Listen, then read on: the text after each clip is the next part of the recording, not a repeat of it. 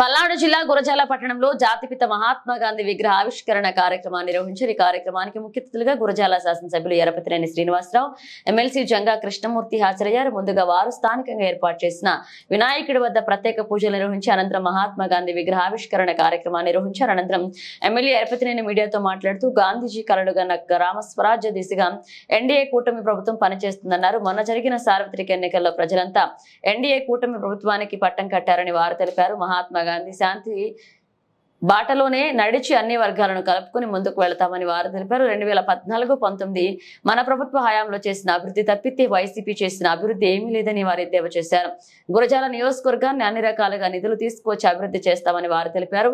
ఇంతటి మహత్తర కార్యక్రమం చేపట్టిన గురజాల ఆర్యవైశ్యులకు వారు ప్రత్యేకంగా ధన్యవాదాలు తెలిపారు. ఎన్డీఏ కూటమి ప్రభుత్వంలో అన్ని రకాలుగా అభివృద్ధి చేస్తామని తెలిపారు.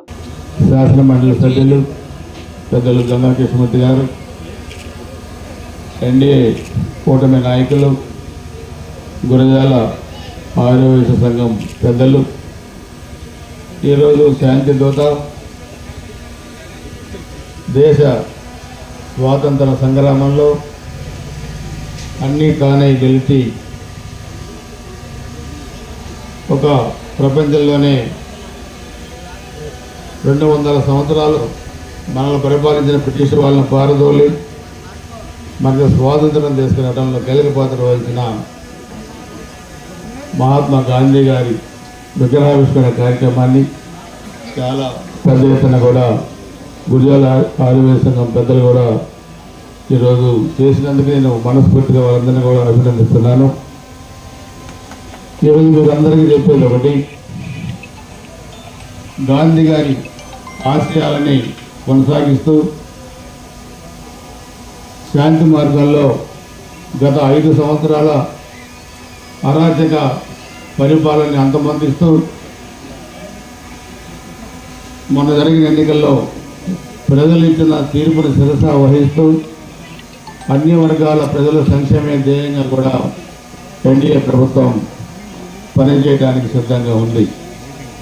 గత 5 సంవత్సరాల ఆంధ్రప్రదేశ్ ఆర్థిక వ్యవస్థని చిన్నాభిన్నం చేసి రాష్ట్రాన్ని పతనావస్థకు తీసుకెళ్తే ఈ ప్రభుత్వం వచ్చి 3 నెలలు అయితే ఇంతవరకు గత ప్రభుత్వ పాలకుల దాష్టికం నుంచి ఇంకా మనం బయటపడడానికి ఇంకా సమయం పడుతూ ఉంది. మన గురజాల నియోజకవర్గాన్ని కూడా రాబోయే 5 సంవత్సరాలు ఏ విధంగా నిధులు తీసుకొచ్చి అభివృద్ధి చేయాలి. 14-19 మధ్య మనం చేసిన అభివృద్ధి తప్పితే గత 5 సంవత్సరాల అభివృద్ధి లేదు, అరాచకాలు చేశారు. అందుకని మనం అరాచకాలు చేసే ఉద్దేశం మనకి లేదు. అందుకని నిధులు కూడా పెద్ద ఎత్తున చేసుకొచ్చి గ్రామ స్వరాజ్యాన్ని మహాత్మా గాంధీ గారు చెప్పినట్లు గ్రామ స్వరాజ్యాన్ని మనం స్థాపించుకొని గ్రామాల అభివృద్ధి చేయని కూడా మనం పనిచేస్తాం. అందరూ కూడా దయచేసి అర్థం చేసుకోండి. 3 నెలలు కూడా కాకముందే విషం చెందే ప్రయత్నాలు చేసిన ప్రజలు అర్థం చేసుకున్నారు. ప్రకృతి వైపరీత్యాలు వచ్చినప్పుడు ప్రభుత్వం అండగా నిలబడింది. గౌరవ చంద్రబాబు నాయుడు గారి నాయకత్వంలో పవన్ కళ్యాణ్ గారు ఇద్దరు, ముఖ్యమంత్రి గారు, ఉప ముఖ్యమంత్రి గారు ఇద్దరు కలిసి భారతీయ జనతా పార్టీ నాయకుల కేంద్రం సహకారం కూడా తీసుకొని ఈరోజు ఆంధ్రప్రదేశ్ అభివృద్ధికి మరి అంకితమైంది. అలాగే మన గురజాల నియోజకవర్గం కూడా తప్పకుండా ఒక ప్రణాళిక కూడా రూపొందిస్తున్నాం. కెనాల్ రిపేర్స్ దగ్గర నుంచి త్వరలో గ్రామాల్లో ఎక్కడెక్కడ ఏ వర్క్స్ కావాలి, ఫండ్స్ ఎంత కావాలో కూడా వాటిని కూడా తీసుకొచ్చి త్వరలో మొదలుపెట్టి ప్రజలు మనకిచ్చిన తీర్పుని కూడా శ్రద్ధ వహించి వాళ్ళ ఆశయాలకి తగ్గట్టుగా కూడా పనిచేస్తాం. గాంధీ గారి ఆశయాలు నెరవేరుస్తాం.